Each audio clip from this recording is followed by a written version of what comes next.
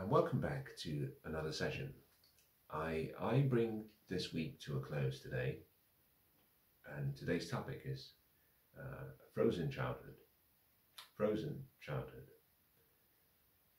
And I think the name of the title itself, in many ways, should give an indication of what I'm about to share. I began this week talking about the past and how it affects each and every one of us. Family, familial matters, parents, our upbringing, and but more importantly, how we have to learn how to let go. The one section I hadn't talked about is childhood and frozen childhood. And so let me start today's session by saying that if you're suffering from anxiety and worry and doubt or depression, but also if you have a sense of inadequacy about yourself, a self-image and a self-identity that is always, you're doubtful of who you are, you're always second-guessing yourself, you just never seem to be able to be 100% solid in yourself and secure in yourself. Some days you're up and most days you're down. You might want to look towards your childhood. Many people have what I call a frozen childhood syndrome. And by that, what I mean is that we're stuck. We stay stuck at a certain age. 7, 8, 9.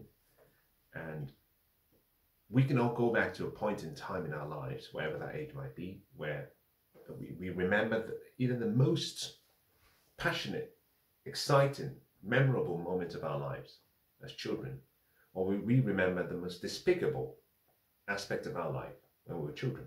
Now, it doesn't matter whether you're on the opposite end or the other side, whether you think, oh, I was happy when I was 7 and 8 and my mum was great and my parents were lovely and I remember doing this and that, or whether you actually remember pain and suffering.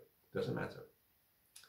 What matters is that you were frozen and you have been frozen in that point in time, and it continues to animate you. And for some people, it's 30, 40 years later, they're still suffering. They're not living life to the fullest. They're lacking in all the things that they desire and want: love, family, relationships, something meaningful, prosperity, success, fulfillment. And the reason is because they're stuck in their childhood. It's been frozen. They're frozen in that time.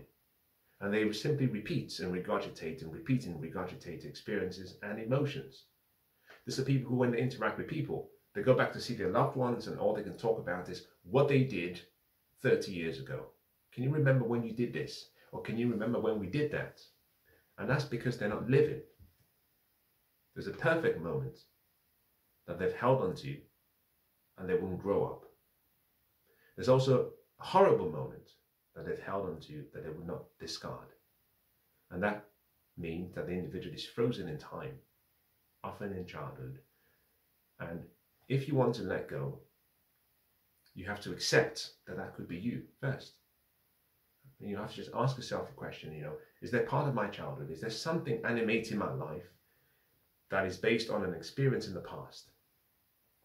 The divorce of your father and your mother, and the horrible emotions of crying and the uncertainty, and therefore you've never fallen in love. You've never given yourself to someone else because you believe it will happen to you. The threat perceived is more powerful than the threat performed. And for most people, fear is self-expectations that appear to be real. It hasn't happened, but you believe it to be true. But here's what's fascinating. Whether you believe it to be true, or whether it's happened already, the mind is so powerful that it can take a strong idea with the right emotions and it can create believability in the individual that overrides reason and rationale. And most people are suffering not because they can't do more or do better, but instead because the subconscious image that they have allowed to become part of their experience is controlling them. Your image has been frozen in time as a child. That experience, that memory stays with you, and you just replay them like a groundhog experience ad infinitum, without seizure or without fail. And so as I end this week, I think it's important that I just encourage you to think about your life in a much more broader sense. And the broadness of that sense is not to simply say that there won't be suffering. That's guaranteed. But in the words of Mother Teresa, hopefully you can say, "Oh Lord, I know you would never give me too much and shoulder on me, a burden too much for me to carry, or something beyond what I can carry. But I just wish you didn't trust me this much." And that in itself signifies and indicates that the individual knows that they're going through moments where they need help. They're struggling. It's getting a bit heavy. But there's an encouragement in those words because it's suggesting that you will not walk alone. Whether you walk through the valleys of the shadows of darkness, the universe is with you. You may not be able to tell what will happen next, but having in your heart this help around the corner and that something will come through is a powerful and inspiring philosophy to have about life. But on the other hand, if yours is such that things that happened in the past are so vivid because you just cannot and refuse to stop playing them, then effectively your words will become your reality. The word will become flesh. Now what precedes the spoken word is a thought. And therefore your thought is creating your experiences. They're affecting your feelings, your actions, and your lifestyle. And you have to get to a point in life where you just simply say, well, I'm tired of suffering. I'm tired of this experience over and over and over again.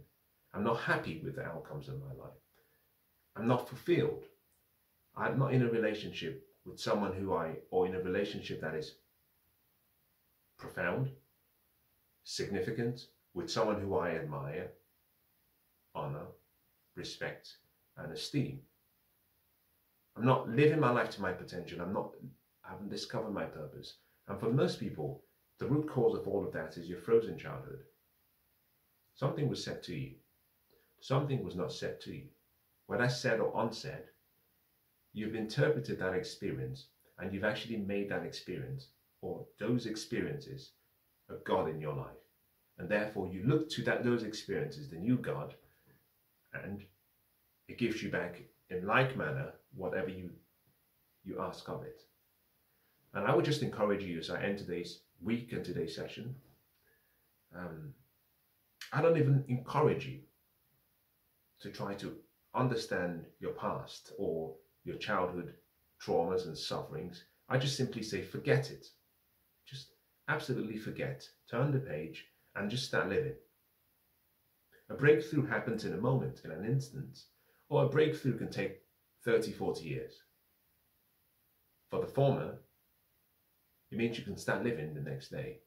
For the latter, you have to wait 30 years for you to live. That is not a life. We must learn how to wake up and live.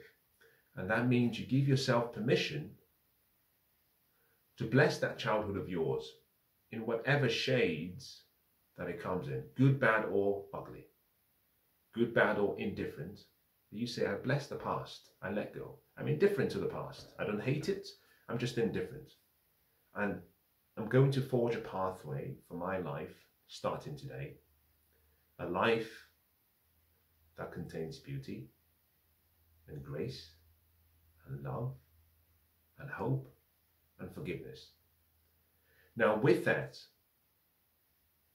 you can do anything, you can have anything, you can become anything, but it starts with forgiveness. It starts with letting go, a deliberate forgetfulness of the past.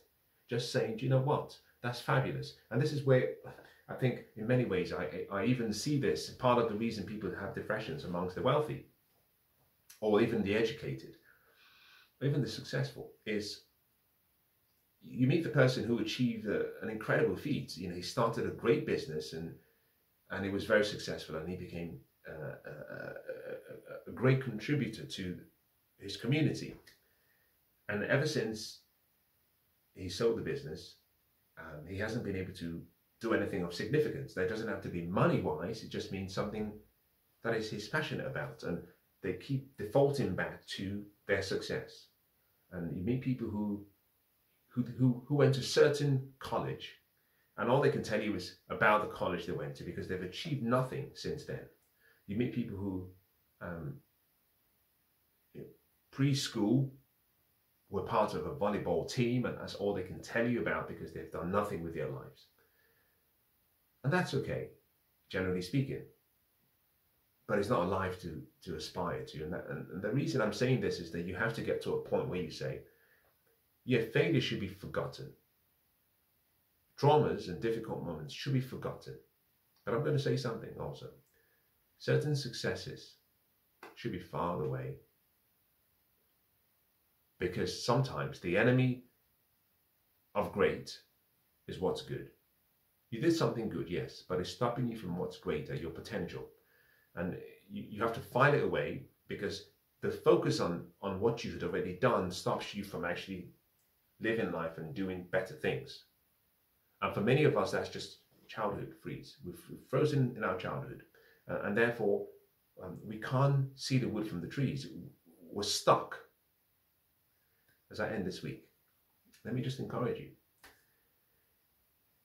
You can get unstuck, but it starts with yourself. You have to decide for yourself. And I really, really hope that you do.